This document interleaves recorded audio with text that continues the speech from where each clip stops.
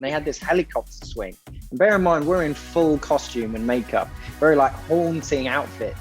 We're swinging around like legs up in the air on this helicopter swing. If anyone looked out the window, it would have been like a nightmare from the 19th century. I'm so jealous.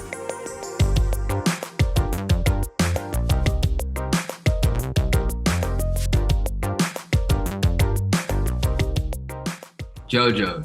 Me? Yeah, for sure. Oh damn! But not in scene though. Like that's like after the director said cut. What up, yo?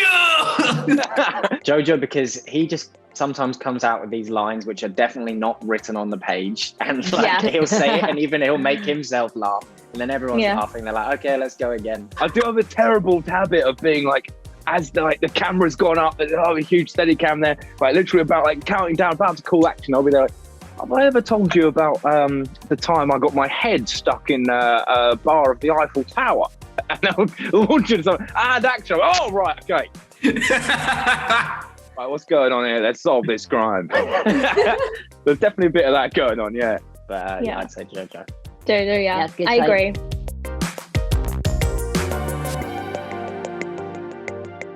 Oh, Darci. That's Darci, bro. Yeah, it is. I didn't want to say it. Maybe me. She's just there like, which? Darci.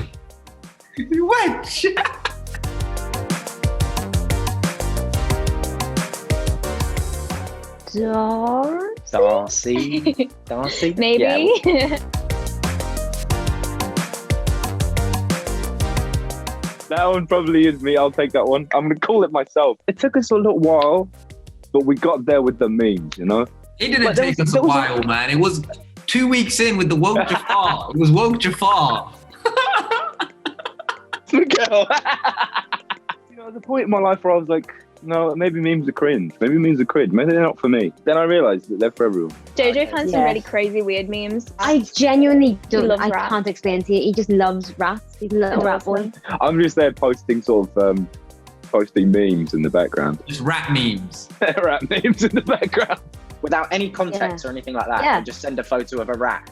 He sent me a post once, and it was like, "What rat are you?" Instagram page, and they had my name as a rat, and he was so annoyed because he was like, "Darci, they've got your name, they don't have my name." I'm absolutely outraged. And I was like, "I'm sorry, JoJo." I can't. If someone ever makes any Irregulars memes, that is like ultimate. I mean, like number one bucket list, talking on MTV, obviously.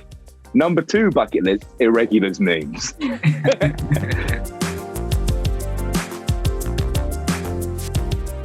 Mckell. Yeah, that's me. Yeah.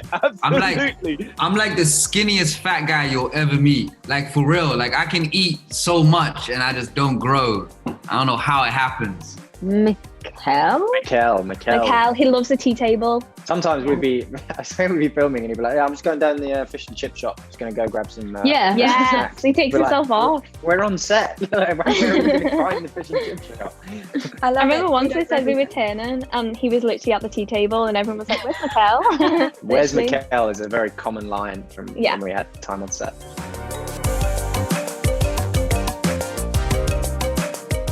I feel like JoJo probably, but it just probably wouldn't make sense. Yeah, it wouldn't make any sense. Yeah, it'd be very inspiring to start with, and then I think he'd start going on his sort of like strange tangents that he seems to go on, and then it could go into, and then it'll be like, what was I talking about? So as long as you just listen to the 20-second snippet, it'll be inspiring. Yeah.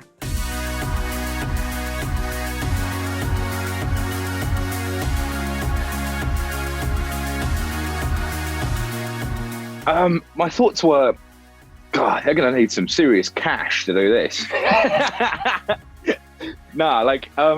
I was obviously like hooked. Like I'm a long time like Sherlock Holmes fan. You know, like my dad used to read me the books when I was a kid. But at the same time, I was like, is there already room for just another Sherlock series?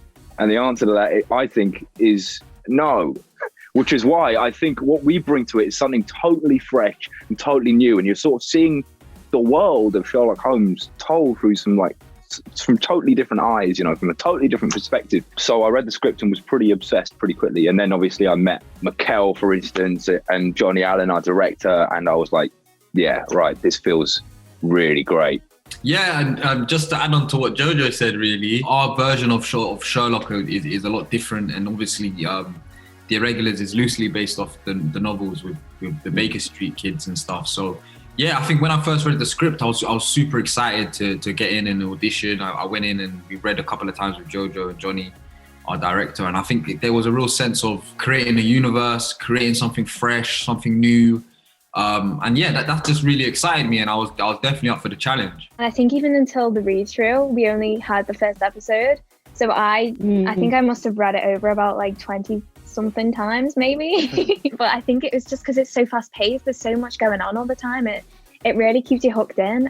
Yeah, I was very excited by it. Reading Tom's scripts, it just stays here and it keeps going up and up and up. And you think, okay, there's got to be a bad bit somewhere. But no, he has broken the mold.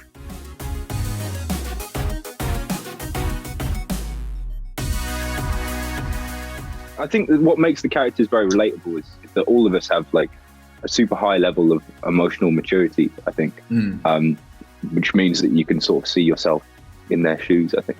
With Spike, I think, you know, he's the character that tries to bring the best out of the worst situations, you know, always trying to put a smile on his friends' faces and kind of lift them out of the dumps that they were always in. And I think I could probably take a little bit of that and use it in my everyday life, instead of being a little bit more optimistic than pessimistic. I really hope that I share the trait with Bea, that she really takes her time to figure out why people are the way they are. In episode 1, I think it is, we're talking about one of the monsters who are actually all very human, which I love. And someone says, oh, well, he's just crazy. And Bea says, no, it's too easy just to say that people are crazy.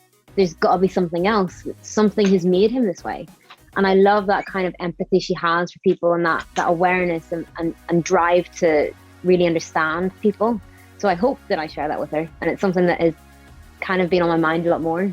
I think the cool thing about The Irregulars is there's 5 different characters there, and they're 5 completely different characters, but they're all going through the same thing. And I think that's very relatable in life. And, you know, we're all different people, and we're all on our own journeys, but a lot of our stories are very similar. And we can relate to each other. So yeah, I hope when people watch The Irregulars, they see 5 different people that they can all relate to, or elements in them that they can all relate to.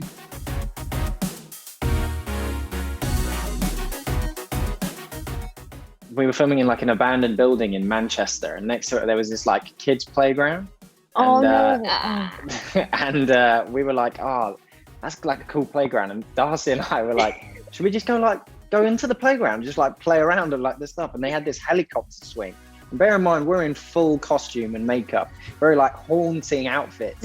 We're swinging around like legs up in the air on this helicopter swing. If anyone looked out the window, it would have been like a nightmare from the 19th century. I'm so jealous. I wasn't allowed on that. Because we of my broke the hair. rules. I kept asking people to come on with me, and they were like, I'm not allowed. And then finally Harrison was like, I was like, I'll do it. Yeah. Let's go. I think that sort of gang that formed off screen is what got us like through and made every day so great, you know. And it really was like, I look back on it and I'm like, I can't think of a moment where I was like, okay, I kind of like, are we nearly done? You know, it was never that moment. Never, you know what I mean?